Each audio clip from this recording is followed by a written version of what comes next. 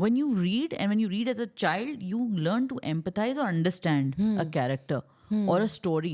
You don't see it, oh, I have seen it, now I'm going to beat it. It's not a whack-a-mole contest, you know.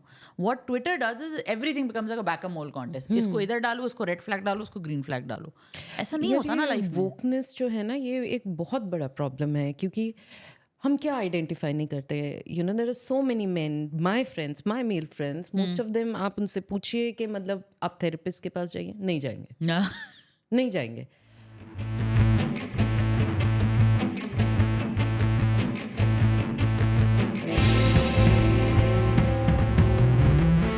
जो podcast है उसमें हम बात करते हैं पाकिस्तानी ड्रामों के ऊपर, हम बात करते हैं विमेंस इश्यूज़ के ऊपर, विमेंस हेल्थ के ऊपर, और कुछ गेस्ट ऐसे होते हैं जिनको मेरा दिल चाहता है कि मैं उनको बार बार बुलाऊं, और हम वो कुछ ऐसे टॉपिक्स जिनके ऊपर आप भी सोचते हैं, मैं भी सोचते हैं, इनके ऊपर बार बार बात करूँ. This is Mahwash Ajaz, you watching me on YouTube and you listening to me on Spotify, and today once again in the studios I have with me someone very special, someone very beautiful, someone who I look up to, and someone who I have so much fun talking to that I don't think one podcast or 2 or 3 or maybe 4 or maybe even 100 are enough.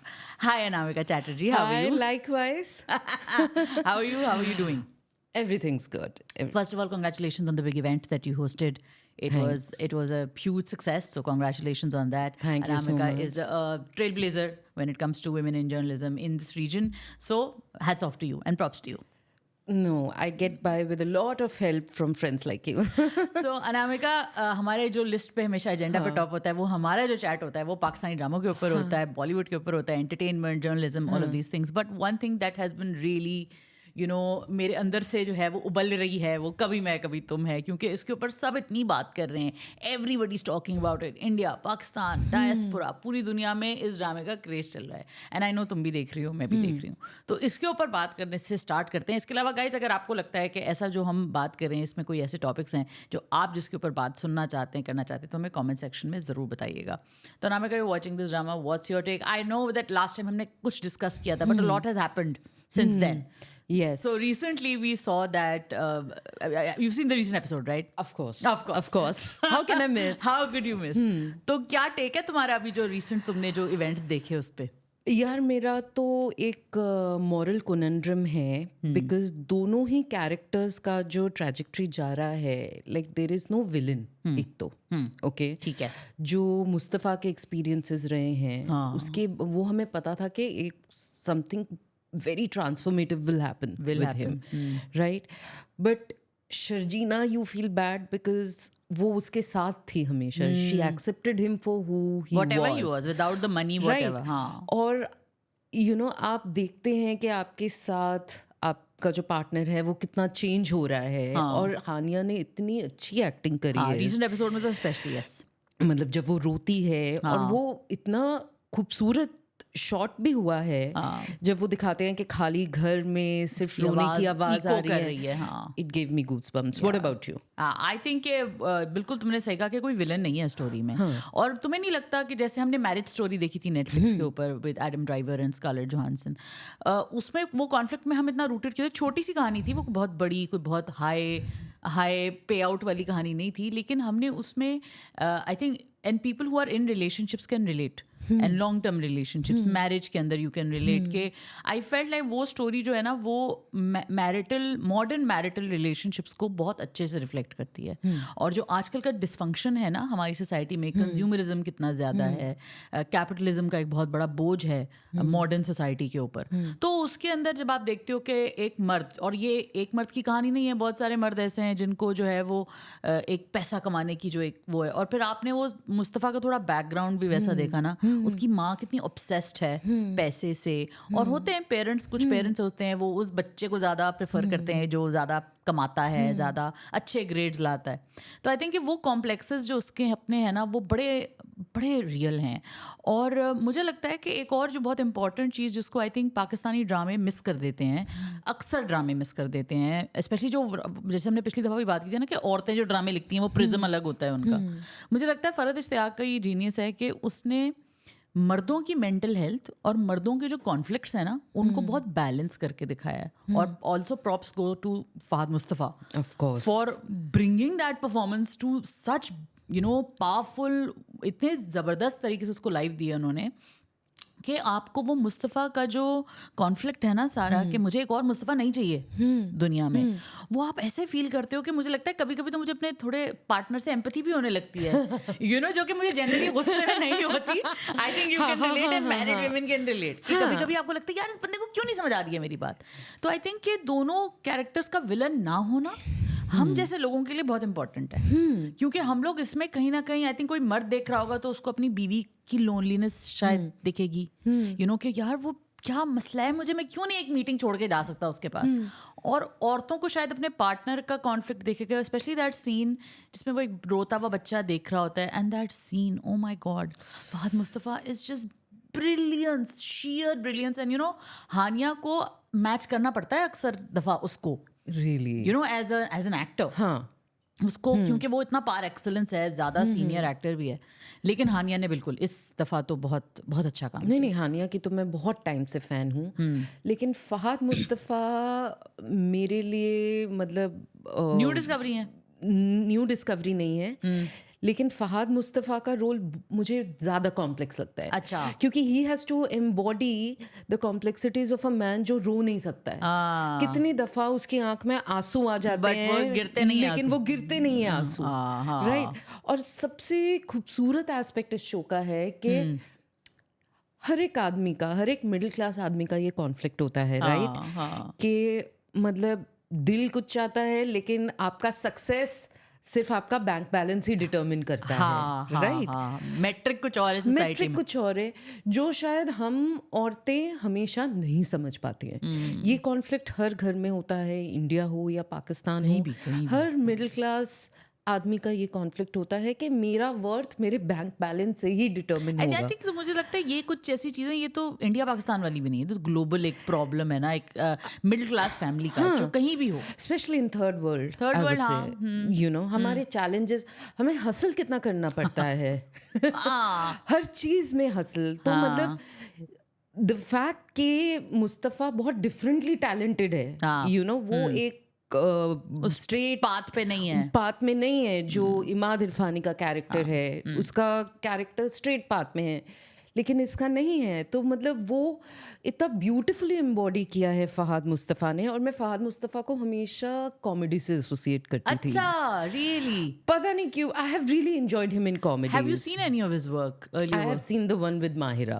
ओ, कायदे-ए-आज़म. तो थोड़ा वो है, मतलब उनके interviews वगैरह में there is such a playful side to him. तो ये जो कैरेक्टर है एक आदमी का, मतलब जो ना वो वर्बलाइज भी नहीं कर सकता है. तो फरहत इश्तियाक का ब्रिलियंस इसमें है कि उन्होंने उनको वो लाइंस दिए हैं, right, where he can express himself so beautifully. या और आई थिंक वही मैं जो बात हमेशा, जो मुझे दुख होता है ड्रामे देखी, हमारे ड्रामे इतने अच्छे इमोशनल डेप्थ में जाते हैं, लेकिन मुझे कभी कभी लगता है वो ऊपर से ही स्क्रैप करके बाहर आ जाते हैं, क्योंकि आपके पास अपॉर्चुनिटी होती है उस कैरेक्टर की डेप्थ में जाने की. और यहाँ पे जो बेस्ट बात है कभी मैं कभी तुम की, वो यही है कि वो उस डेप्थ में गया, वो उस मोमेंट में जाता है, द रियल वल्नरेबिलिटीज जो कि एक ह्यूमन बीइंग की होती हैं. आई थिंक हम अपने ऑडियंसेस को ना बहुत अंडर एस्टिमेट करते हैं एज पाकिस्तानी राइटर्स और as Pakistani channels and TVs and production houses. I think हम समझते हैं, और नहीं, वो रोती धोती औरत दिखा दो कि औरत, वो ऑटोमेटिकली जो है ना ऑडियंस का दिल उसकी तरफ चला जाएगा.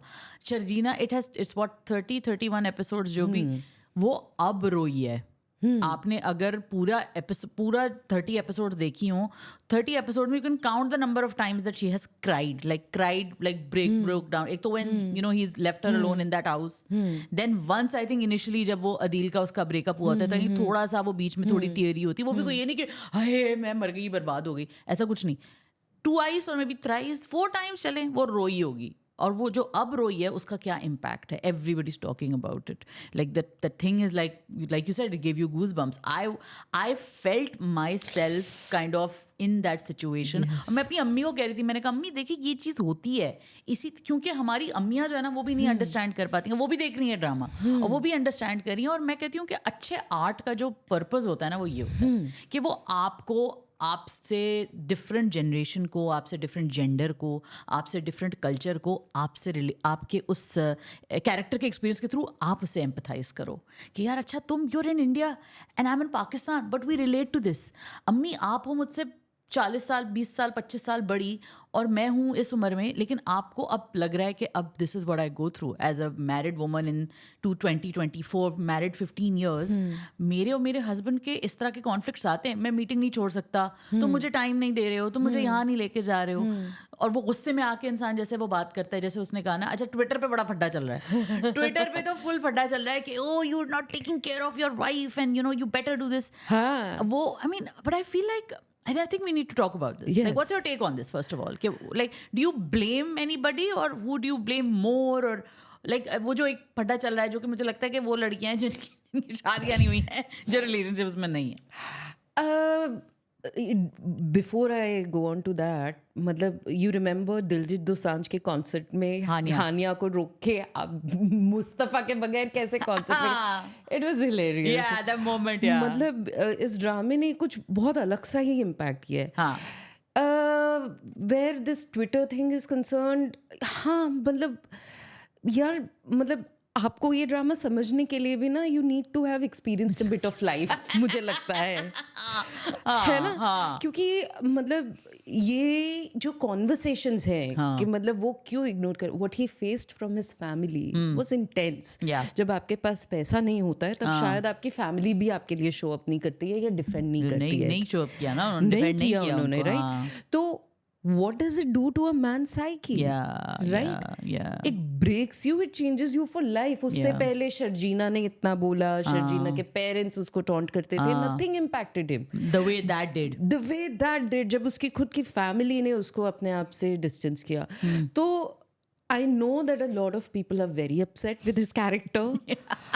But that is why I feel कि मतलब that is why मेरे लिए फहाद मुस्तफा का कैरेक्टर बहुत स्टैंड आउट कर रहा है. हानिया तो रेवलेशन है मेरे लिए. ठीक है. मैंने उनकी जो लास्ट ड्रामा देखा था उनका, वो था मेरे हमसफर विद फरहान सईद. वो भी इंडिया में बहुत हिट हुआ था. उसका OST was a rage.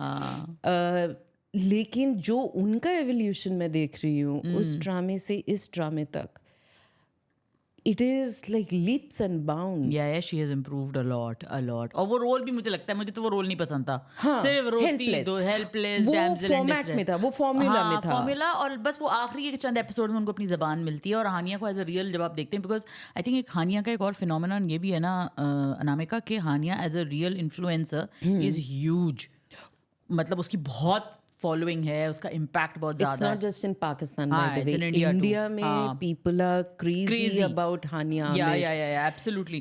तो as an influencer जो कि उसकी बबली सी चार्मिंग सी पर्सनैलिटी है, उसमें जब आप उसको देखते हो और फिर वो एक रोती धोती हाला बनती है ना, तो वो कहीं आपको कोई जारिंग लगता है, डिस्कनेक्ट लगता है. लेकिन Sharjeena has actually worked in her favour in that way also. It is an empowered, young, beautiful, accomplished, straightforward, strong, straight talking girl. You know, जैसे वो बात करती, जैसे वो उसका पूरा है ना सीन विद रबाब, भाड़ में जाओ तुम और भाड़ में जाओ तुम्हारा हाय हेलो. वो ऐसा लगता है हानिया बोल रही है. बैड एस, मतलब बिल्कुल हानिया बोल रही है वो. ठीक है ना, कि how dare she speak to my family like that. वो बिल्कुल. और हम भी ऐसे ही बात करते हैं ना, एक आम पाकिस्तानी लड़की, इवन इंडियन लड़की ऐसे ही स्टैंड अप करेगी ना अपने लिए. तो आई थिंक शर्जीना के रोल में, मैं जो शर्जीना को थोड़ा ऊपर रखती हूँ ना हाला से, वो इसलिए रखती हूँ उसके performances wise, because I think कहीं वो जो डिस्कनेक्ट मुझे हाला में फील होता था, वो कहीं वो मर्ज हो रहा है कभी मैं कभी तुम में, शर्जीना में, और मुझे बहुत अच्छा लग रहा है. और मुझे लगता है कुछ लोग जो उस रोल के लिए बने होते हैं, और तो कुछ लोगों ने कहा कि नहीं इसमें कोई और एक्ट्रेस होती तो शायद वो ऐसे करती. नहीं हो सकता है बहुत अच्छा करती, यू डोंट नो ना, वो हम मल्टीवर्स में तो नहीं जा सकते अब. लेकिन ये कि हानिया इस पर्टिकुलर एपिसोड में तो I think she is proven herself. लेकिन मतलब throwing the question back at you, अभी ये जो ट्विटर डिबेट्स हो रहे हैं अबाउट द कपल, मतलब लोग पर्सनली ले रहे हैं. मैं नईमा भट्ट का एक इंटरव्यू देख रही थी जहाँ पे वो बता रही थी कि एक फैन ने उनको मैसेज किया बोल के कि मतलब अब मुझे पता है कि आपने पैसे आप उसको नहीं ब्लेम करें. तो यू नो वो अभी अपने पोस्ट में आई थिंक नईमा लगा रही है, it's just show. And so what is your take on the Twitter debates? My take is like I said कि तो मुझे लगता है कि वो जिन्होंने रियल रिलेशनशिप्स एक्सपीरियंस नहीं किए, उनके लिए वो कहते हैं ना कि साहिल से बैठ के समंदर का हाल वाली कमेंट्री है वो सारी, कि आप समंदर के बीच में जो तूफान चल रहा है, आप कॉर्नर बीच पे बैठ के आप नहीं एक तो कमेंट कर सकते. तो आई थिंक मैरिजेस और आजकल की जो मैरिजेस हैं जिसमें तरह तरह के प्रेशर्स होते हैं, और मैं वही बोल रही हूँ ना कि कंज्यूमरिज्म और एक वो सिंप्लिसिटी नहीं रही है लाइफ की जो आज से लेट से 60-70 साल पहले. क्योंकि देखो ना, मॉरल्स या रिलेशनशिप्स के स्टैंडर्ड्स जो होते हैं ना वो एकदम से नहीं चेंज होते, वो इवॉल्व करते हैं through generations. Somewhere in the back of my mind we even our mind even no matter how evolve we are, हमारे दिमाग में वो ट्रेडिशनल थॉट्स हैं. Of course. और वो कुछ एक्सपेक्टेशंस जो अनरियलिस्टिक होती हैं, और वो मेरे अंदर भी थी जब मेरी शादी भी नहीं हुई थी. तो मैं भी ऐसे ही सोचती थी कि मेरा मियाँ घर आएगा, फिर मुझसे मीठी मीठी बातें करेगा, फिर मैं आके झपका के उससे बातें करूंगी. Even though I was very practical, और मेरा मियाँ भी बहुत प्रैक्टिकल टाइप का इंसान है, लेकिन हम लोग के सबके दिमाग में कहीं ना कहीं वो थॉट्स, वो एक्सपेक्टेशंस होते हैं कि पसंद की शादी. और वो देखो ना, उसमें वो कहती भी है कि मैं रोमांटिक बातें नहीं की तुमने मुझसे. वो चाहे जितनी प्रैक्टिकल हो, उसके दिल में ये चीज़ें अपने स्पाउस के लिए हैं, जो कि नॉर्मल बात है.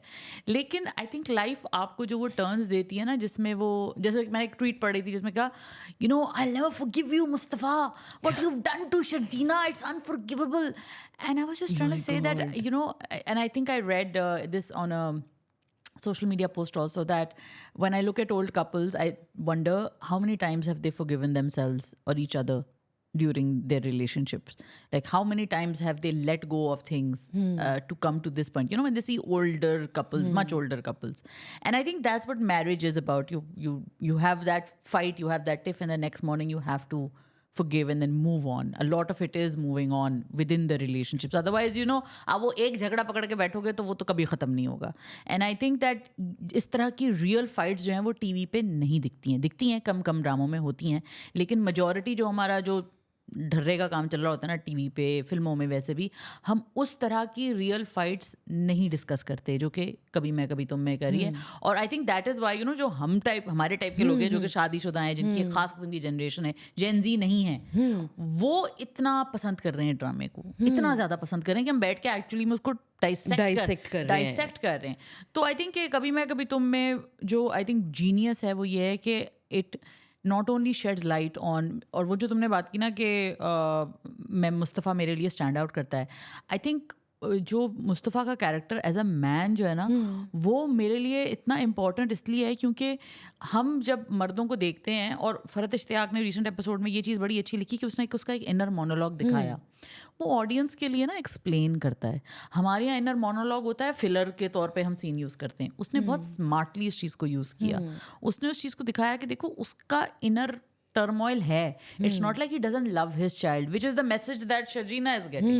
And you know, couple communication में हम जब psychology पढ़ते हैं तो हम यही बताते हैं कि आपको actually में क्या feel कर रहे हो, there's something else, but what's coming out is something else. And that's what's happening with मुस्जीना. और एक चीज़ जो मुझे बहुत खूबसूरत लगी स्पेशली लास्ट एपिसोड में, कि जिस तरह से लोनलीनेस दिखाया गया है, कि सबसे पहली बात है कि हम अपने यंग लड़कियों को बोलते हैं कि oh a prince charming will come, you will get married, fairy tale wedding होगा. उसके बाद क्या राइट. आजकल मॉडर्न मैरिजेस में there is a sense of loneliness even in the happiest of marriages, right. अगर आप देखो, लाइक एक और छोटा सा नुआंस जो मैंने पकड़ा है कि मतलब देयर आर टू वर्ल्ड्स. एक शर्जीना की दुनिया है, एक फहाद की दुनिया है, मुस्तफ़ा की दुनिया है. हाँ, दोनों का इनर वर्ल्ड हमेशा से ही सेपरेट है. They are very supportive of each other outwardly, externally, लेकिन जो एक माइंड स्पेस, इनर वर्ल्ड जो है, inner worlds are separate, are kept separate. और मॉडर्न शादियों में होता ही यही है. बिल्कुल. आप किसी के साथ रहते हैं because you love the person, you know there is an attachment, there is a commitment. लेकिन जो आपकी इनर वर्ल्ड है, जो चीजें आपको पसंद है, गेमिंग और समथिंग, खाने का टेस्ट, चीजें का टेस्ट, किताबें, वो आपकी ही अकेली की दुनिया है. पुराने जनरेशन में क्या होता था, there was no concept of individualism ना इन द मैरिज. एक तो हमारे जनरेशन में वो भी है, हमें there is such a strong sense of individualism, right. तो वो चीज़ बहुत बेहतरीन तरीके से दिखाई है शो में। ये बड़ी अच्छी बात की तुमने कि जो कल्चरल एक वैल्यू है हमारे यहाँ औरतों पे डाली जाती है, और हमारे यहाँ एक जो बहुत बड़ा शिफ्ट जो मुझे अच्छा लगा कभी मैं कभी तुमको देख के, वो ये भी है कि देखो आप बीवी से या वो लड़की जो एक अच्छी प्यारी लड़की, आप एक स्टेरियोटाइप दिखा रहे हो कि एक अच्छी लड़की है, अच्छी लड़कियों से ये मत एक्सपेक्ट करो कि वो ब्रेक डाउन नहीं करेंगी या वो सब्र का फल खा के अच्छा नहीं मैं I be a good wife and I just wait and no, if I am a good person I will wait for my spouse. I will expect things from my spouse, and if I don't get it, I will probably scream and shout too that hey Yes. boss, I'm waiting for you and I love you and I demand your time. And I think that whole concept of what it means to be a good girl or a good heroine is challenged by Kabhi Main Kabhi Tum, and then also answered by Kabhi Main Kabhi Tum. कि look, a good person is also vulnerable.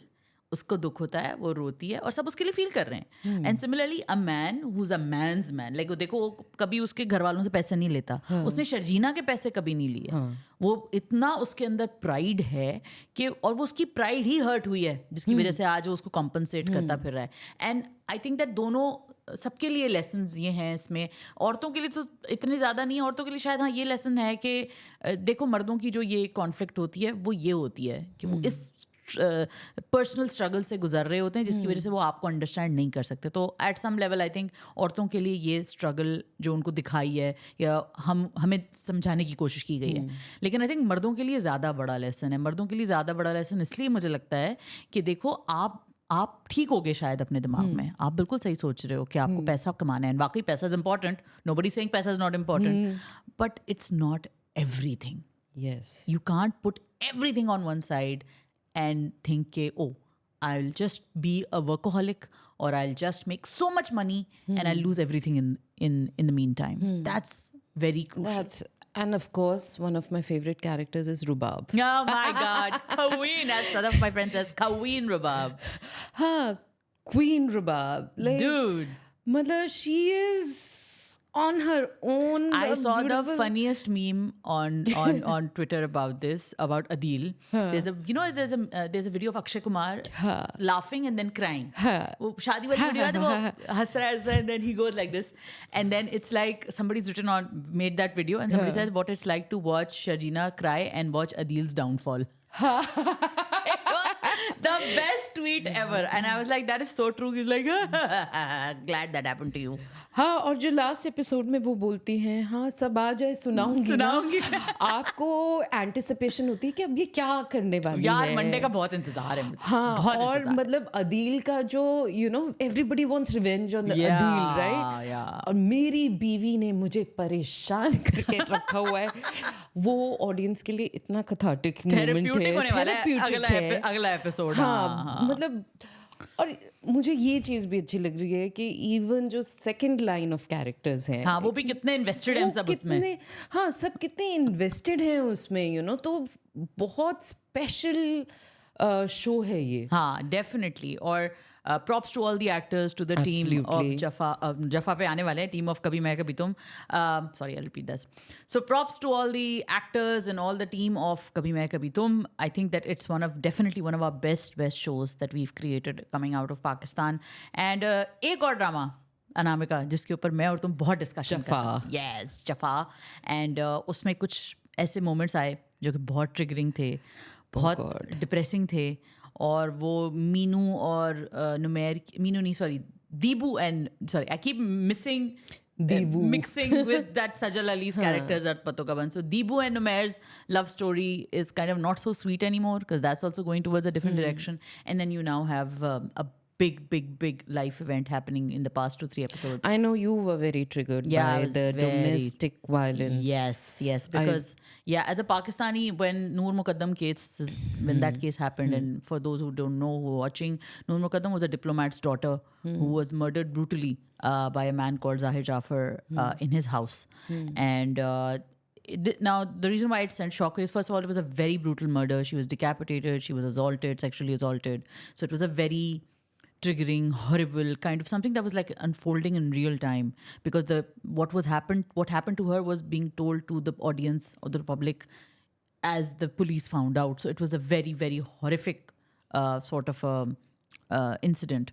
And what also triggered people like me was that this was an educated girl, a privileged girl, English speaking class जो हमारी एक होती है, upper middle class type के जो लोग होते हैं, तो उसको देख के और भी एक था कि यार इनके साथ भी ये हो रहा है. क्योंकि बहुत हॉरिबल बात है ये अबाउट ह्यूमन बींग्स, लेकिन जब तक कोई हमारे जैसा हमें तकलीफ में नहीं दिखता तो हमें उसके लिए दुख भी नहीं होता. दुख ज़्यादा अपने जैसे को देख के होता है. तो ये जो एक सॉलिडारिटी एंड सिमिलैरिटी होती है वो एक अनफॉर्चुनेट रियलिटी है बीइंग ह्यूमन की. तो जब मैंने वो जो एक सीन है जिसमें मावरा गिरती है ज़मीन पे, I remember that moment is just cuts you somewhere in your stomach. And again props to the director Danish Nawaz, जो कि by the way कॉमेडियन रहे हैं और उन्होंने कॉमेडी के ड्रामे बहुत किए हैं, बहुत का नाम कमाया है. लाइट हार्टेड ड्रामे बहुत किए हैं. एक ड्रामा था अधिका कियानी और बिलाल अब्बास का दोबारा, जिसमें an older woman Mary's a young man, और इस तरह के बहुत सारे उन्होंने सीरियस टॉपिक्स पे भी ड्रामे बनाए हैं. लेकिन वो ये ड्रामा मेरे ख्याल से उनका मैग्नम ओपस है when it comes to emotional breadth of what he's exploring. So I think वो nuance जो वो समझे, he's a dude and he's a comedian type of a dude, और मैं हैरान हूँ कि वो उन्होंने कैसे समझा है. तो वो जो एक मोमेंट है ना जब वो ज़मीन पे आके गिरती है, और वो जो ग्राफिक वायलेंस उन्होंने नहीं दिखाया बट ग्राफिक वायलेंस का रिजल्ट दिखाया है उन्होंने. तो आई थिंक वो, क्योंकि ग्राफिक वायलेंस जब आप दिखा रहे होते हो ना तो एट सम लेवल वो कोई ग्रेटिफाइंग होता है शायद किसी के लिए. उन्होंने वो ग्रेटिफिकेशन ही रिमूव कर दी है उसके अंदर से. उन्होंने सीधा दिखाया देखो ये एक पढ़ी, और वो स्क्रब्स में है अपने, उसका नाम लिखा हुआ है डॉक्टर ज़ारा, उसके बाल ठीक से बंधे हुए हैं और उसने हाथ में प्यारी सी अंगूठियाँ भी पहनी हुई हैं, प्यारी सी वो बच्ची है, और वो ज़मीन पे जिस तरह वो गिरी है, आई थिंक कि वो it's a moment of pondering for every woman who is stepping into a situation where she's like not sure but she senses some red flags there. और हम सब भी वो जो कहते हैं ना, हम जब किसी भी मैरिज में जाते हैं, चाहे वो पसंद किए हो चाहे वो अरेंज्ड हो, तो हम बहुत मतलब सोच के जाते हैं कि आगे क्या होगा. और कभी ऐसा हो जाता है किसी के साथ, और वो मोमेंट इसलिए भी मेरे लिए ट्रिगरिंग था कि अगर ये किसी पढ़ी लिखी लड़की के साथ हो सकता है तो क्या ये किसी के साथ भी हो सकता है, ये मेरे साथ भी हो सकता है. तो ये जो फियर हम लोगों के अंदर आता है एज विमेन, जैसे हम कहते हैं ना कि मर्द इस चीज़ को समझते नहीं है कि यार अच्छा यूं करके बैठना है, ये चीज़ ना दिखे, ऐसे ना जाएं, अकेले जा रहे हैं रात में तो पलट के देखें पीछे कोई फॉलो तो नहीं कर रहा. इस फियर के पैराडाइम में जो हम जीते हैं ना, वो मर्दों को नहीं अंडरस्टैंड कर सकते वो, क्योंकि वो जब दिल चाहता है मुंह उठा के घर से बाहर जा सकते हैं. I mean Dubai is amazing because it's safe and we feel the same safety as men do, but when let's say we are in part of any other part of the world except for UAE, we will face that fear. That who is this person coming up behind me? Why is this person standing so close to me? Why are they texting me? Why are they speaking to me? Why are they being over familiar? तो ये जो सारी चीज़ें होती है ना, मुझे लगता है कि जफ़ा जैसे ड्रामे उसको ना मैग्नीफाई कर देते हैं. और फिर एक जो सीन मुझे बहुत ट्रिगरिंग लगा पिछले एपिसोड में था, जिसमें मावरा का किरदार रोता है कि बाबा आप कहाँ थे, बाबा आई एम सॉरी, मुझे छोड़ देना चाहिए था उसको. और मेंस मेंटल हेल्थ में इसमें भी बहुत इम्पॉर्टेंट कुछ हाइलाइट्स हैं जो आई थिंक आगे वाली एपिसोड्स में और भी आएंगी. माई ओनली कंसर्न इज कि जो थोड़ा बहुत मैंने टीजर देखा उसमें मावरा का कैरेक्टर इज सॉफ्टनिंग. तो बट गिवन के शो का जो अभी ट्रैक चल रहा है, मुझे लगता है कि बहुत नुआंस से हैंडल करेंगे. मुझे इनफैक्ट नुमैर का कैरेक्टर भी जो है, जो लास्ट रेवलेशन था उसका, मुझे वो भी काफ़ी ब्रेव लगा. क्योंकि बहुत ब्रेव है. बहुत ब्रेव इसलिए भी है क्योंकि not a lot of leading actors will feel confident, will take on that role. और मैंने ये आई थिंक मैंने सोशल मीडिया पे भी कहीं लिखा था ये कि मेरे लिए the show is also about 2 forms of masculinity. That is so true. You know, औरतें तो हैं लेकिन जहाँ एक है बहुत सेल्फ अश्योर्ड बंदा, पर अंदर से the person is broken, completely messed up. और एक बंदा है vulnerable, unsure, but the core is so strong. Right? तो मेरे लिए मैं जब जफा को देखती हूँ मैं उसको इस एंगल से भी देखती हूँ, not just as a story of 2 cousins, कि how masculinity plays out also you know in everyday lives. और ये जो नुमैर की तुमने बात की, ये जो टॉपिक है जो इन्होंने छेड़ा है इसके अंदर, इस पे कभी कभी बात हुई है पहले ड्रामों में, इस तरह के इनफर्टिलिटी के ऊपर, इनएबिलिटी टू फादर चाइल्ड वगैरह, इस तरह के ऊपर बात हुई है. लेकिन वही बात है कि to bring it at this point, लोग लेकर आते हैं शुरू में, ओ ऑडियंस शॉक हो जाए, हैं ये नहीं हो सकता, ओ माय गॉड कैरेक्टर के साथ ये हो गया।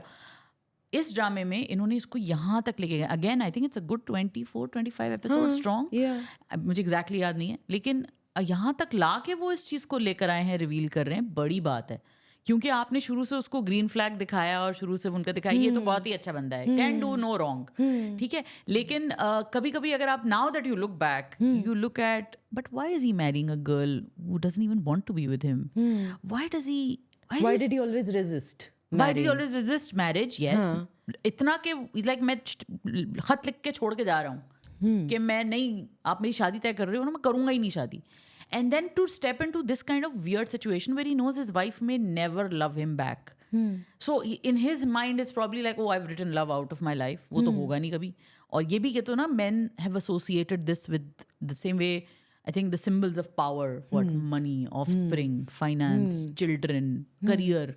All of these things are big check boxes in a man's life. These things you have to tick off. So I think that he's now ticked off के बाद बच्चे तो हो नहीं सकते. I can't father a child. तो मेरी तो मर्दानगी वैसे ही फेल हो गई. हाँ, पढ़ाई वढ़ाई जो कर रहा हूँ सो कर रहा हूँ, उसमें भी मैं अब क्या किसी को 50 लोगों को जवाब दूँ. तो अब चलो, अब ये एक सिचुएशन है, मैं इस लड़की का ही साथ दे देता हूँ. कहीं ना कहीं उसके दिल में कोई फीलिंग तो थी दीबू के लिए ना, वो पसंद तो करता था, क्यूट तो लगती थी उसे. तो उसने कहा चलो यार ठीक है, कुछ नहीं तो कुछ नहीं, ये हम दिल दे चुके सनम वाला ट्रैक ट्राई कर लेंगे बच्ची के साथ. और फिर उसको वो पुश भी करता है कि यू नो तुम मूवीज से बात कर लो. And now that I look back I see so many things and I feel like I want to kind of look back on those scenes again where there is this sense of confusion in Usman Mukhtar कि यार मतलब वो पसंद भी नहीं करती उसको. मैं कह रहा हूँ कि अगर उसको वो पसंद करती है तो उसके पास चली जाए, मैं डिवोर्स दे देता हूँ, बट नहीं भी जा रही है. मुझे भी एक लड़की अच्छी लगती है, एक अजीब सी बेचारी मुसीबत का शिकार, क्लूलेसनेस है उसके बेचारे के अंदर कि मैं करूँ तो क्या करूँ. लेकिन now that you see the answer कि अब उसके दिमाग में ये सब चल रहा था. मुझे सबसे ज़्यादा डर लग रहा था कि मोइज ने उसको कुछ बोला होगा, तभी वो he is viewing her with suspicion. और मुझे बहुत डर लग रहा था कि ये एक अच्छा कैरेक्टर, मेल कैरेक्टर, उसको रूइन ना करें. अब मैं भी यही चाह रही हूँ कि ये ना करें कि वो कल को ये सस्पेक्ट करे कि you know, acha, has she cheated on me, has she done this? And I think that two things which is kind of explored in Jaffa is that because obviously she has not cheated on him and infertility की बात हो रही है, तो off chance होता भी है, you may, the doctors may write you off, but औरतों के साथ भी होता है कि औरतों को कहा जाता है कि you may never become a parent, और मर्दों को भी कहा जाता है you may never become a parent, but they do, ये भी होता है उनके साथ. तो वो ऑफ चांस में वो चीज़ हो गई है. मगर आप ये देखो ना कि जो ड्रामे में मज़ेदार चीज़ एक्सप्लोर की गई है वो ये की गई है कि शक इंसान के दिल में जब बैठता है तो अच्छे से अच्छे इंसान को भी डामाडोल कर देता है, परेशान कर देता है. तो आई थिंक कि ये थोड़ी अच्छी बात है जफा की. और मुझे लगता है अगेन क्यों ट्विटर डिस्कोर्स इतना वन डिमेंशनल होता है कभी, और इतना रिडक्टिव. और जेन जी को तो लगता है, मुझे लगता है कि उनके पास बस वही एक वोक प्रिज्म है, उसी में से दुनिया देखनी है, और नुआंस तो है ही नहीं ह्यूमन बींग्स में. What are they saying on Twitter? Saying कि ये तो बहुत ही घटिया आदमी है, ये कैसे सस्पेक्ट कर सकता है उसको, और ये क्यों कर रहा है. और नुमैर के ऊपर फुल ट्रैशिंग चल रही है, फुल ट्रैशिंग चल रही है नुमैर के ऊपर.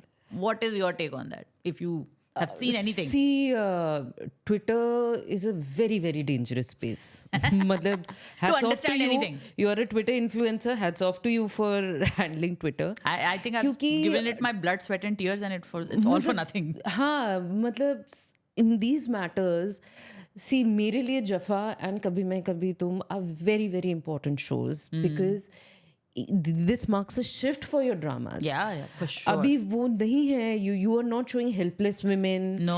You're not showing macho men. No. I mean, जो मुहिब मिर्जा का कैरेक्टर है वो भी मतलब फ्लॉड दिखाया, वो भी एक्चुअली बहुत कॉम्प्लेक्स कैरेक्टर है, राइट? ट्विटर पे जाके क्या होता है कि मतलब लोग आई थिंक बहुत इमोशनल होते हैं. They want to play the blame game और whatever and rant without seeing कि मतलब what it does to a man, you know, what I mean, logically speaking, he's been told he can't father a child, right? He figures out that his wife is pregnant. What is the poor man supposed to do, यार? उसको दीबू को तो पता नहीं है, right? तो मतलब इसीलिए that is why the most beautiful conversations that happen on Jaffa are, you know, when all the 4 actors put out a post, और वहाँ के comments में देखती हूँ, मतलब ये Instagram में होता है, और वहां पे द कमेंट्री इज जेंटलर. हाँ, Instagram is SB a gentler platform. Gentler. हाँ, तो मतलब I enjoy that more than, मतलब ट्विटर पे तो मतलब मुस्तफा, अब सब फेमिनिस्ट हो गए हैं. Mustafa is wrong, Numair is wrong. मतलब हसन तो, अब हसन तो चलो सही है, मैं कहती हूँ हसन को तो सही गालियां पड़ रही हैं, पड़नी चाहिए. लेकिन देखें, वही बात है कि हमने इस पे बड़ी अच्छी स्पेस भी की थी कि हसन की जो किरदार है उसको समझ नहीं रहे हैं अभी भी लोग. हमने जो फेमिनिस्ट हैं उन्होंने राइट ऑफ कर दिया, ओ डोमेस्टिक अब्यूजर, खत्म हो गई बात. हाँ ठीक है, खत्म है डोमेस्टिक अब्यूजर, ये कोई डिबेट नहीं कर रहा है. जो नुमेर का कैरेक्टर है, ओ रेड फ्लैग हो गया, एकदम से रेड फ्लैग हो गया, बिकॉज वो दीबू को कैसे नहीं समझ सकता, दीबू को उसने ऐसे कैसे कह दिया. हसन के किरदार की अगर बात कर लें तो हसन जो है वो एक प्रोडक्ट है अपने इन्वायरमेंट का और अपने जेनेटिक्स का. अनामिका, हम ये भूल जाते हैं ना, I am saying this as a psychologist, आप रिसर्च पढ़ सकते हो, आप पढ़ लो इसके ऊपर. हमारी जो भी हम एज अ बिहेवियर हम शो करते हैं ना, जो भी, चाहे हम अब्यूज़र हैं, चाहे हम कुछ भी हैं, हम चीटर हैं, हम फ्रॉड हैं, हम सारा कुछ हैं, ये सब हमारे कहीं ना कहीं जीन्स का हिस्सा होते हैं. किसी का कम, किसी का ज़्यादा, कोई ज़्यादा एंग्री होता है, कोई कम एंग्री होता है ना. आप कहते हो यार इनकी फैमिली में सबको गुस्सा आता है, भाई ये सारों का दिमाग ख़राब है. और कोई फैमिलीज ऐसे होते हैं, नहीं यार ये सब बड़े सॉफ्ट स्पोकन जेंटल से होते हैं ना, हम कहते हैं ना. तो ये जेनेटिक्स का इन्वॉल्वमेंट है, whether we want to accept it or not. ये एक रियलिटी है, जीन्स को कैरी करती है, एंगर के बिहेवियर ट्रेट को कैरी करती है एक जीन. उसका मैं नाम भूल गई, उसका एक नाम है उसका जीन का. हसन के जो बाप था वो अब्यूसिव था. उसकी माँ असली उसको छोड़ के चली गई थी. अर्जुमंद रहीम जो एक एक्ट्रेस हैं, उनका कहीं टीजर में आता भी है कि वो माँ वॉक इन करती है, she is Arjumand Rahim and she is playing Hassan's mother. And उसका जो भी बिहेवियर है, जो एंगर जिनकी पर्सनैलिटी में, डिस्पोजिशन में, डिस्पोजिशन तो नहीं कह सकते, जिनकी जीन्स में ये होता है प्रेजेंट, जो नर्चर होता है ना, जो इन्वायरमेंट जो होता है, उसको एग्रीवेट कर देता है, वर्सन कर देता है, ज़्यादा बाहर लेकर आता है. तो आपको इसके लिए दवाएं मौजूद हैं भाई, इन्वेंट हो गई हैं. साइकोथेरेपिस्ट के पास जाएं, साइकाइट्रिस्ट के पास जाएं, एंगर मूड बिहेवियर को कंट्रोल करने के लिए मेडिसिन मौजूद हैं. तो हम क्या करते हैं कि हमारे यहाँ तो मेंटल हेल्थ पे तो कोई मतलब अवेयरनेस है ही नहीं ना. छोटा सा बच्चा मार रहा है, पीट रहा है दूसरों को, कोई नहीं बेटा है, लड़का है, कुछ लड़के तो करते हैं, मारपीट तो करते हैं लड़के. ओ भाई हेलो, नो, क्यों मारपीट कर रहा है आपका बच्चा? अच्छा, क्लास 2 में कर रहा है, क्लास 5 में कर रहा है, मैट्रिक में कर रहा है, इंटर में कर रहा है, यूनिवर्सिटी में आके मारपीट कर रहा है, सबको डरा धमका रहा है, तो कहीं तो लेके चले जाओ साइकाइट्रिस्ट के पास उसको. लेकिन हम नहीं लेके जाते. और नतीजा क्या होता है कि हम वो उन पे ऐबों पे पर्दा डालते रहते हैं. फिर एक अच्छी सी लड़की लाके कहते हैं कि अब ये भी या तो छुपा लेगी, या चुप हो जाएगी, या बर्दाश्त कर लेगी. वो निकल जाती है जी डॉक्टर ज़ारा जैसी लड़की, जो क्यों बर्दाश्त करेगी ये सब. और उसके माँ बाप कितने सपोर्टिव हैं. तो ट्विटर पे ये सारे नुआंसेस हम भूल जाते हैं. और मुझे लगता है Anamika and Ziba enjoy talking to people like you. It's because you know when you are somebody who reads books, stories, novels, whatever, watches things in a different perspective. When you read, and when you read as a child, you learn to empathize or understand a character or a story. You don't see it, oh, I have seen it, now I'm going to beat it. It's not a whack-a-mole contest, you know. What Twitter does is everything becomes like a whack-a-mole contest. इसको इधर डालो, उसको red flag डालो, उसको green flag डालो. ऐसा नहीं होता ना लाइफ में. वोकनेस जो है ना, ये एक बहुत बड़ा प्रॉब्लम है, क्योंकि हम क्या आइडेंटिफाई नहीं करते. You know, there are so many men, my friends, my male friends, most of them, आप उनसे पूछिए कि मतलब आप थेरेपिस्ट के पास जाइए, नहीं जाएंगे. नहीं जाएंगे. They will suffer but they will not. और यही मोहिब मिर्ज़ा का कैरेक्टर आर्टिकुलेट करता है, क्योंकि not because okay you know, one thing is कि आपकी you don't want your masculinity to be questioned, because being a man means क्या आपने सब कुछ फिगर आउट कर लिया, राइट? आप वल्नरेबल नहीं हो सकते. और दूसरा चीज़ है थेरेपी का, कि therapy also makes you revisit wounds. और एक डायलॉग है हसन का जहाँ पे वो बोलता है, मैं वो जख्म नहीं कुरेदना चाहता, राइट? तो वो nuances, you can not comment on that character without picking on those nuances. ठीक है. And also hats off to Mohib Mirza for taking on this role. Absolutely. It's a very, very horrible role. I would say, yeah, it's a very horrible role. He is an abuser. Yeah. He is an abuser. मतलब for the lack of a better word, लेकिन the good thing is कि इतने layers हैं उस character में कि मतलब I am very sure कि दानिश नवाज उसको फर्दर एक्सप्लोर करेंगे बिल्कुल। और मतलब उसके भी न्यूएंसेस आएंगे। अभी भी वो कैरेक्टर मुझे लगता है बहुत सेंसिटिवली दिखाया गया है शो में, हसन का कैरेक्टर बहुत ज्यादा, बल्कि मैं कहती हूँ इसी तरह दिखाना चाहिए अब्यूजर को ये थोड़ी दिखाएंगे he was a very nice guy, one day he decided to hit his wife over something, ऐसे थोड़ी होता है भाई। लाइक ही कॉल्स नुमेर, या हाँ, मुझे लगा तो मतलब what is the logic why is he calling, is he concerned, मतलब क्या है? तो इतना कॉम्प्लेक्स है वो उनका कैरेक्टर, तो उसको आप ट्विटर में 280 कैरेक्टर्स में डिफाइन नहीं कर सकते। और अगर आप लग रहा है आपको कि आप समझ के उसको लिखेंगे, देखा हम कितने एपिसोड से बात कर रहे हैं इस बारे में, आगे भी बात करेंगे। एक जिंदगी सोचे कितनी बड़ी होती है, एक ड्रामे के कैरेक्टर पे तो हम इतनी देर से बात कर रहे हैं, तो ये जिंदगियां समेट के वो कोशिश कर रहे हैं आपको कहानी सुनाने की। It's a very difficult thing to do. And मुझे बड़ा अफसोस होता है कि ट्विटर पे या इवन जो वो जाहिल से क्रिटिक्स होते हैं, उनको क्रिटिक्स भी नहीं कह सकते, वो जाहिल ब्लॉगर टाइप लोग होते हैं, ब्लॉगर ही कहूँगी और क्या कहूँगी, वो बैठ के बोल रहे हैं, देखो मैंने सुना भी था किसी का, या किसी ने पढ़ा लिखा था कि ओ बट वो समहाउ विक्टिम ब्लेमिंग हो गई थी, देखा वो भी तो उसको बार बार ऐसे, उसने भी तो थप्पड़ मार दिया।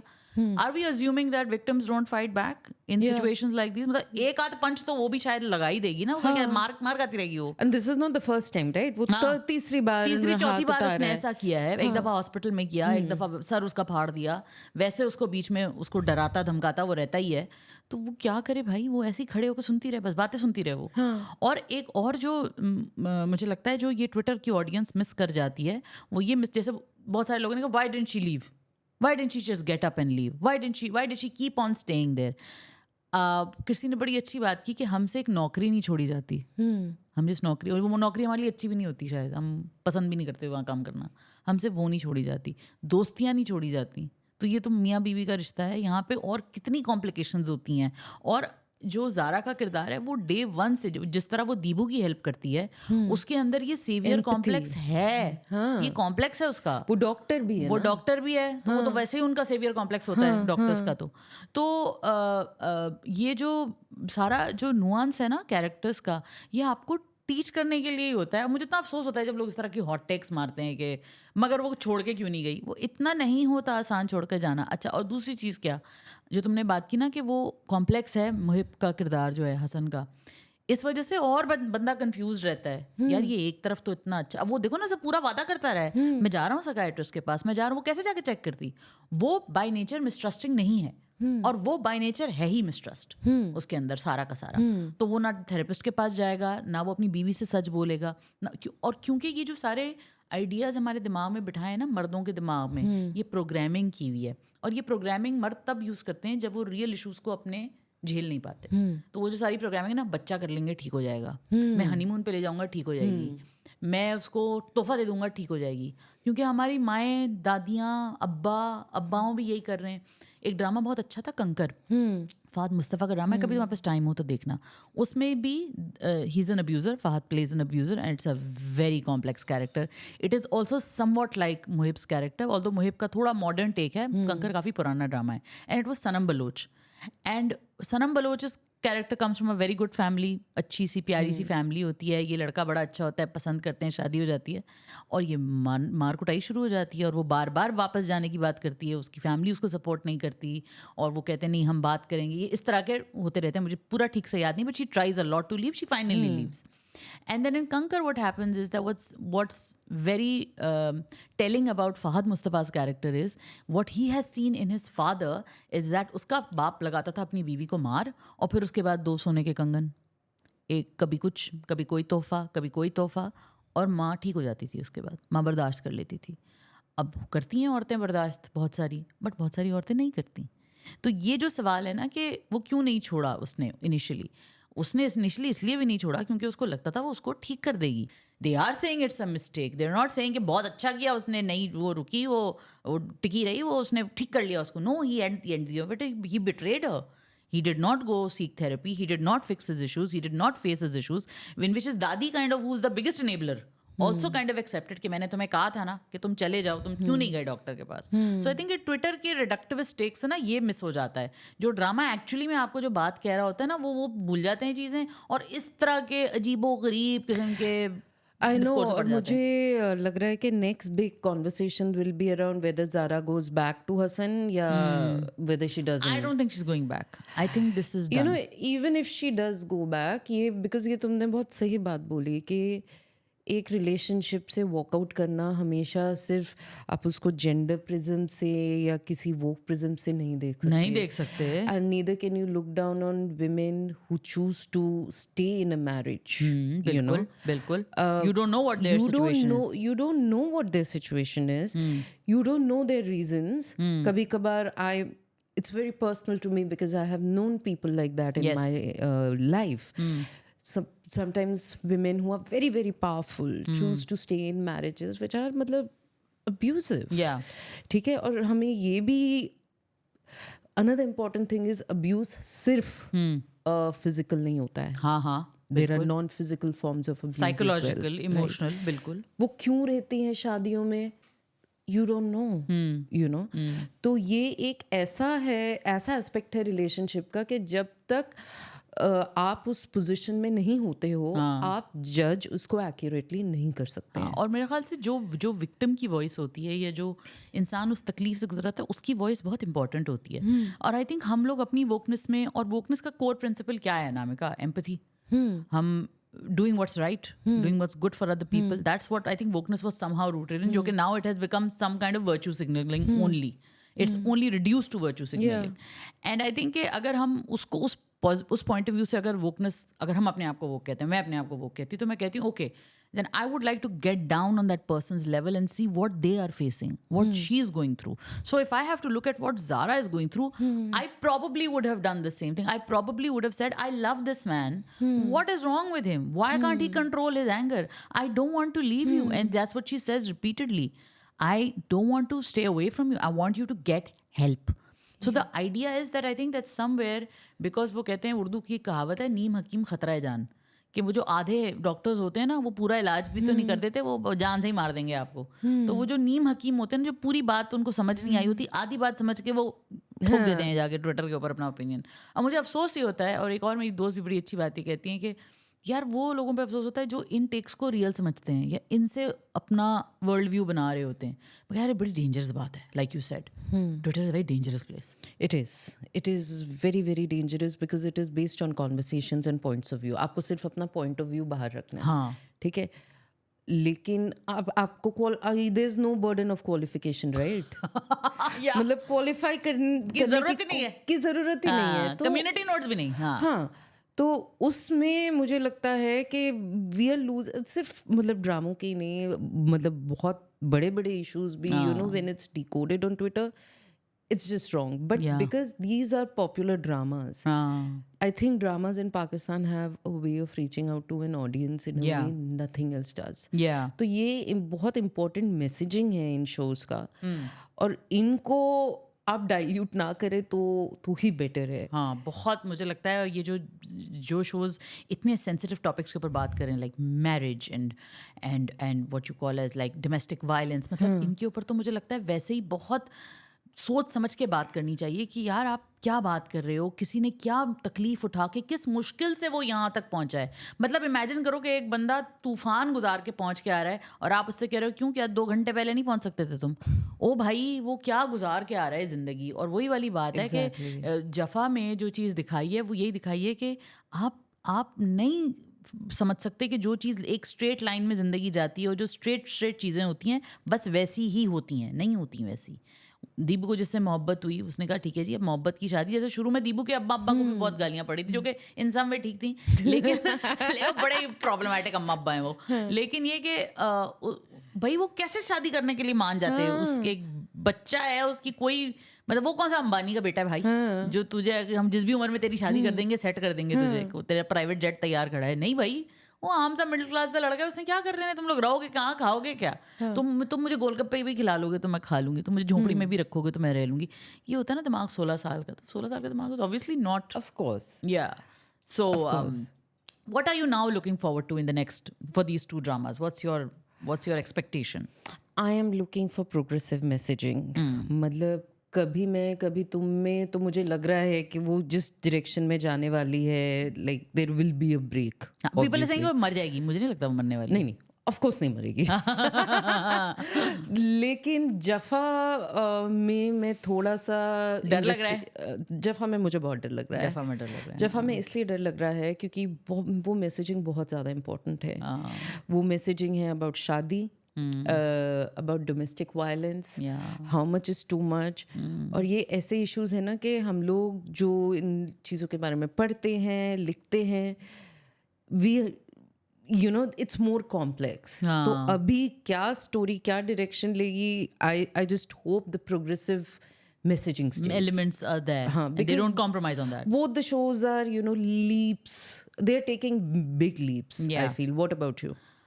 I am definitely scared for these tracks in Jaffa, both tracks in Jaffa, because I feel like they are on such a good trajectory, and I don't want that momentum to be lost because audience के लिए उन्होंने compromise कर लिया है. तो अभी उनके कोई प्रोडक्शन टीम से हमारे स्पेस में था, तो उन्होंने कहा है कि नहीं ऐसा कुछ नहीं होगा. तो रीअश्योर तो करवाया है. अब लेट्स सी, अब हम देखते हैं आगे क्या होता है. तो जफ़ा में तो मुझे डर है, लेकिन मुझे लगता है कि जफ़ा फिर भी एक बहुत लैंडमार्क उस तरह प्रोजेक्ट है, because at least it has started those conversations and it has given something to think about to people already. अब वो आगे, हाँ ठीक है, तकरीबन आधे से ज़्यादा ड्रामा ख़त्म हो गया है, 4-5 एपिसोड और होंगी और क्या. लेकिन ये कि फिर भी उन्होंने वो पॉइंट्स रेस कर दिए हैं लड़कियों के दिमाग में कि देखो ये तोहफा ला के देगा, इसका मतलब ये नहीं है कि वो अच्छा हो गया है. वो सच बोल रहा है अपनी तरफ से, तो उसका नहीं कि उसका सच यही है, उसके अंदर कोई और वो कोई गंभीर चीज़ चल रही है जिसको शायद उसको डिस्कवर करना है. तो and you can not save that person. I think ये मिस्टेक जो हम करते हैं ना लड़कियां, हमें लगता है कि we can be the saviour, you can not be. हम रिफॉर्म प्रोजेक्ट बना लेते हैं और हम कहते हैं ना कि वो खुदा भी उस कौम की हालत नहीं बदलता जब तक वो कौम अपनी हालत खुद नहीं बदलती. तो हम नहीं बदल सकते उस इंसान को जब तक वो इंसान खुद नहीं बदलना चाहे. वो उसको खुद लेना पड़ेगा ये स्टेप चेंज करने के लिए. और ये इंटरनल जो चीज़ है ना, वो हमें मुस्तफ़ा के अंदर दिखती है. तो और वैसे तो कोई कंपैरिजन नहीं है हसन और मुस्तफ़ा का, लेकिन मैं कह रही हूँ ना कि 2 मेल लीड्स हैं जो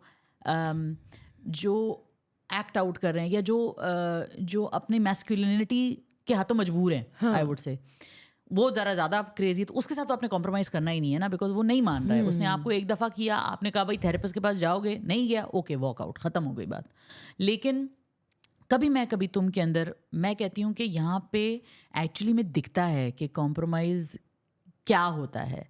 कि जब लड़की कॉम्प्रोमाइज़ करती है कि वो हाँ ठीक है तुम देर से आओ, तुम कोई मसला नहीं है, तुम ऐसे कर लो, मैं इंतज़ार करूँगी, उसके लिए बहुत हर्टफुल होता है.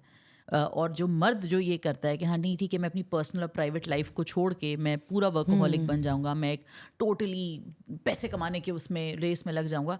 पैसा कमाने की रेस जो है ना एक बड़ी गंदी रेस है. तो उसमें जब आप लगते हो ना, तो अपने बहुत सारे प्यार करने वाले पीछे छोड़ देते हो, आप अपने बहुत सारे रिश्ते पीछे छोड़ देते हो, जो मैंने देखा है लोगों को. और ये औरतों के साथ भी हुआ है. औरतों को बहुत सारे वो कॉम्प्रोमाइज़ करने पड़ते हैं करियर बनाने के लिए, जो कि उनको बाद में फिर उनके लिए होता है कि यार ये क्यों किया, हम ये कर लेते, हम वैसे कर लेते. और सोसाइटी उनको पनिश करती है, ज़्यादा पनिश करती है मर्दों की बनस्बत. लेकिन आई थिंक कि वो जो पूरा कंज्यूमरिज्म कैपिटलिज्म वाला एंटी कैपिटलिस्ट मैसेज है ना, कभी तुमका, मुझे बहुत अच्छा लगता है. मुझे लगता है हम लोग सब, हम ये नहीं है कि हम दुबई में हैं या वो कोई पाकिस्तान में, कोई इंडिया में, पूरी दुनिया के लिए ये बहुत अच्छा मैसेज है कि कितना भाग लोगे यार पैसे के पीछे, कितना पैसा कमा लोगे. तुम अपनी बीवी के लिए अगर टाइम नहीं निकाल सकते हो तो फिर क्या फ़ायदा है, फिर तुम क्यों उस रेस में लगे हुए हो. Are there any other dramas, by the way, that you're watching that you want to I catch? have my hands full with the Pakistani dramas. with these two. उसके बाद I'm of course planning to explore Gentlemen. हाँ, Gentlemen is a big saga. There's a new drama coming with Hamza Ali Abbasi and Daniel Zafar called Farar. Wow. Yeah, which is based on these rural KPK के जो हमारे लड़के होते हैं और फिर वो शहर में आते हैं, क्राइम रिंग्स में कैसे इन्वॉल्व हो जाते हैं. So I think that's a good drama to explore.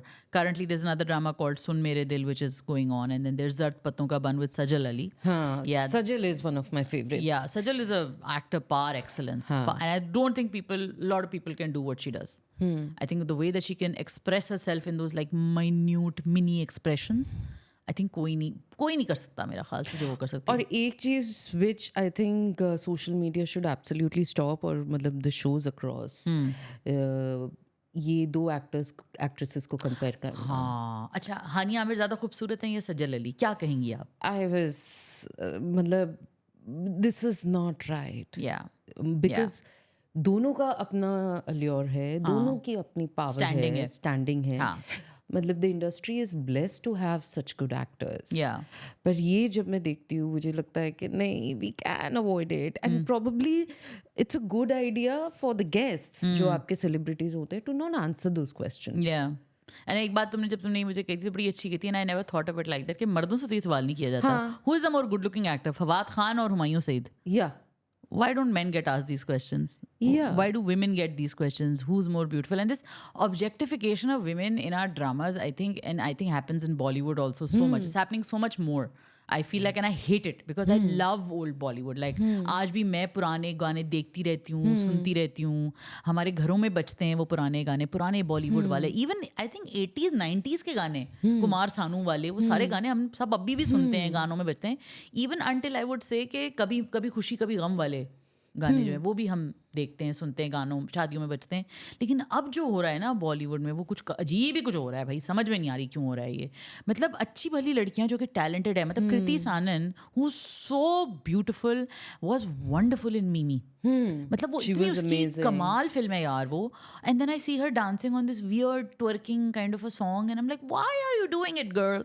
And Tripti Dimri, such a brilliant talented girl, उसको वो तो यूज कर नहीं रहे, उसको जो उसका टैलेंट है उसे अजीब ट्वर्किंग करवाई जाए. Tripti Dimri is actually very very talented, और जो the versions of her that I am seeing on the big screen, I am not. So disappointing. So disappointing. I mean, it's also yeah, I think audiences also need to demand better things. हमने इस तृप्ति दिमरी को, उनका एक Netflix show आया था बुलबुल was amazing. बुलबुल था, फिर एक और कला था उन, जिसमें उसका एक्टिंग का रेंज हमने देखा. कृति सनन was fabulous in Mimi. उनकी वो छोटी-छोटी बरेली की बर्फी और एक और भी इस तरह के थे. हाँ, तो ये जो मतलब जो ऑब्जेक्टिफिकेशन है वो उसको it's unnecessary in case of some of these actors. यार सीरियसली यार. हाँ, but I will also say that एक सत्यजीत रे का बहुत पुराना क्लिप है जो कि मतलब it's where he indicts, where he accuses the audiences of not demanding better, right? अगर एक आइटम नंबर हिट ना हो तो कोई बनाएगा ही नहीं, right? So and I'm pretty sure that the actors would rather act than invest themselves in these things. I don't know. But yeah, as you rightly said, it's unnecessary. और मैं ये जो मैं पूछ रही थी, ये हमारे एंटरटेनमेंट इंडस्ट्री में भी होता है. Is Kriti Sanon better than this or whatever? See, the price that female actors have to pay for the answers that are given are very different than what male actors have to pay, right? क्योंकि जब आप female actors के बारे में पूछते हैं, अच्छा who's prettier, who's hotter, तो audience, because audience also it's a largely male consumer, the perceptions are formed immediately, right? So this hurts female professionals more than male professionals. In any case, I think they have more to lose. Yes, they have a shorter shelf life. हाँ, आप मतलब 50 साल की उम्र में तो वैसे ही आप नहीं कह सकते इसको तो हीरोइन, इसके ऊपर तो फिल्म बनी नहीं सकती. Why is it that we do not have actresses? अभी जाके Kareena Kapoor Khan I think is one of the few actresses जो अपनी 40s में भी लीडिंग रोल कर रहे हैं. So things are changing, but things are changing now. इससे and slowly, not like you won't have 5 films back to back. Yeah, but earlier, like by the time you're 40, it's understood that you will not get the best roles. But why? When 40 to 50 is that decade, जब when you are at your creative peak, आपने कर लिया होता है काम, आपका एक body of work होता है और आपको next level पे move करना होता है. बिल्कुल. तो female professionals, is it the same in Pakistan? It is absolutely the same in Pakistan, although Pakistan के अंदर क्योंकि फिल्म इंडस्ट्री तो इतनी कोई ख़ास है नहीं. मैं ड्रामे के हवाले से बात कर लेती हूँ. ड्रामे में माहिरा खान जो हैं वो अपनी इस वक्त पीक पे हैं, मेविश हयात हैं, तो उन्होंने फिर भी कुछ रोल्स ऐसे किए हैं जो कि, मगर फिर भी उन्होंने क्या रोल्स किए हैं, वो यूनिवर्सिटी स्टूडेंट हैं. माहिरा ने हम कहाँ के सच्चे थे में she plays she is a much older woman than what she is playing. Humayun Saeed plays younger obviously, but again there are, for women there are the most जिसे कहते हैं ना breadth or number of roles written these days are 16 साल 18 साल, college की लड़की के साथ ये हो गया, कॉलेज की लड़की का रिश्ता आया, शादी यहाँ हो गई, भाई यही है. इस ब्रैकेट के बाद तो लगता है लड़की मर जाती है. मतलब या उसको बड़ी भाभी का सेकेंडरी रोल दे दो भाई. तो उसके बाद क्या होता है, जैसे व्हाट यू सेड ना, व्हाट हैपेंस आफ्टर दैट, कि शादी के बाद क्या होता है. और शादी के भी बाद का हमने एक छोटा पीरियड देखा, कभी मैं कभी तुम्हें बहुत फैबुलस ज़बरदस्त ड्रामा है, लेकिन मैं चाहूँगी कि कभी मैं एक ऐसा ड्रामा देखूँ कि what happens to a middle aged couple. उनका मिड लाइफ क्राइसिस क्या होता है, आपके बच्चे बड़े हो गए, वो भी हैं ड्रामे बने हैं उस पर, उसमें भी, लेकिन सेंट्रल फोकस क्या है, उनकी वो जो बड़ी बेटी है ना उसकी शादी कैसे होगी. अरे भाई, उन दो मियाँ बीवी के बीच का क्राइसिस क्या है, और अगेन एक्सप्लोर किया जाता है बट सरसरी तौर पे. उसका एक लार्जर विंडो है, एम्प्टी नेस्ट सिंड्रोम होता है बहुत सारे पेरेंट्स को. बहुत सारी औरतें उस उम्र में आके अपनी नीड्स एंड वांट्स डिस्कवर करती हैं कि अच्छा अब हमने जो ये शादी में अपने 15 साल लगाए, हमारे पास तो कुछ नहीं बचा. कुछ औरतें उसी में खुश होती हैं कि ठीक है अब हमने कर लिया, अब now it's time for me to do nothing, I will just chill, be all cool with my life, you know that. So I think कि वो एक्सप्लोर होता ही नहीं है. और हॉलीवुड में फिर भी होता है. हॉलीवुड में आप सैंड्रा बुलक जो हैं, उन्होंने अपनी ऑस्कर विनिंग परफॉर्मेंसेस दी हैं अपने इस एज में, ब्लाइंड साइड के अंदर. मेरिल स्ट्रीप आज भी 70 ईयर्स की, she is doing only murders in the building. Like I am like in awe of her man. But Mawish, मैंने एक एन हैथवे की पिक्चर देखी जो अभी उनकी लेटेस्ट आई थी, she's fallen in love with a younger man. 40-year-old woman falling in love with a younger man, and I was like, ये इतना बड़ा सीन है, इतना बड़ा इशू है. क्योंकि आप हमारी जेनरेशन का ट्रैजेक्टरी देखिए ना, हम वैसे ही लेट ब्लूमर्स हैं, यू नो, बिकॉज हम ट्रेडिशन और मॉडर्निटी के बीच में पिसे हुए होते हैं. ठीक है, by the time we truly come into our own, we are in our mid 30s और लेट 30s. बिल्कुल. So 40 is when we are like, you know, हम स्लाइटली स्टेबल. और उस वहाँ पे 40 में आप उसको दिखा, आप पूरा पिक्चर में उसका age, the fact status as a mother is pronounce so much. है ना, ये मैं हॉलीवुड की बात कर रही हूँ, right. It ends with us में जो है ब्लेक लाइवली का कैरेक्टर इज एक्चुअली मतलब much, it's meant to be much younger character, लेकिन ट्विटर में तो उसको बोल रहे, she is been trolled to death for playing that role because she is 36. Yeah, she's 36. तो हम क्या बात कर रहे हैं, you know? हाँ, इंडिया पाकिस्तान को कहाँ ब्लेम करें जब वहाँ पे ही हो रहा है. मतलब इंडिया पाकिस्तान को क्या ब्लेम करें यार, वो मतलब ये तो वेस्ट में हो रहा है. मगर मुझे लगता है वहाँ पे फिर भी थोड़ी बहुत इंडस्ट्री इवॉल्व कर गई है, अपॉर्चुनिटीज हैं. अगेन इंडस्ट्री बड़ी है. हाँ, इंडस्ट्री जैसे हम पाकिस्तान को इंडिया से कंपेयर करें तो इंडिया की इंडस्ट्री बड़ी है. इंडिया में फिर भी मैं कहती हूँ OTT पे बहुत अच्छा काम हो रहा है. हाँ, जैसे Kate Winslet can afford to come in front of the camera and say that I will not wear makeup, don't photoshop me. Pamela Anderson, I love that she goes to all red carpets wearing like barely lip gloss or something. Yeah, right. हमारे यहाँ पे actresses बोल के दिखाएं. So yeah, absolutely that objectification and that whole debate around it, I think it's so important, and I think that's why our conversations are always so fun. So just ending it here on this note, and inshallah beginning the next podcast with a similar note, and hopefully more interesting things happening in Kabhi Main Kabhi Tum. And Jafa, yes, Anamika, thank you so much for your time. I know thank you for having me. I know you're a very busy woman.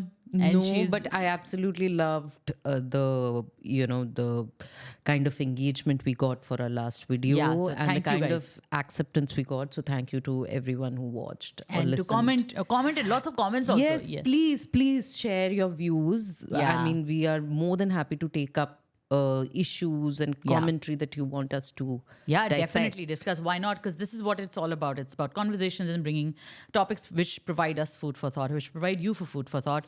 Thank you so much once again, Anamika. Thank you. Guys, follow Anamika on her socials and also stay tuned to what she's doing. She's a fabulous journalist, a force to reckon with. Thank you guys for watching. Don't forget to like, comment, share, subscribe. If there's a drama that you want Anamika and I to discuss, don't forget to leave it in the comments. Apna bahut khayal rakhiyega. Thank you for watching once again. Khuda Hafiz. Don't miss an update.